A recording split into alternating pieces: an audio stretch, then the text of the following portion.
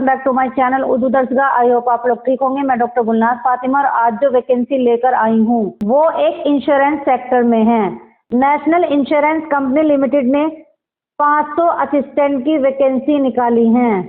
National insurance company limited India की सबसे पुरानी एंड लीडिंग पब्लिक सेक्टर यानी सरकारी इंश्योरेंस कंपनी है। बैंकिंग सेक्टर की तरह इसमें वर्क प्रेशर उतना नहीं होता है जितना बैंक में होता है। इसका ऑनलाइन रजिस्ट्रेशन 24 अक्टूबर को स्टार्ट हो चुका है और इसकी लास्ट डेट 11 नवंबर है। पेमेंट और एप्लीकेशन फी 24 अक्टूबर से 11 नवंबर तक है। इसका पहला फेज जो होगा वो आपका 30 नवंबर को है और फेज 2 आपका 28 दिसंबर को है और इसकी ज्वाइनिंग भी आपको फेब तक देंगे। आइए अब देखते हैं एज लिमिट के बारे में कि इसमें एज लिमिट कितनी है। एज लिमिट आपकी 1 अक्टूबर सन 2024 तक मिनिमम आपकी एज 21 साल और मैक्सिमम एज 30 साल होनी चाहिए।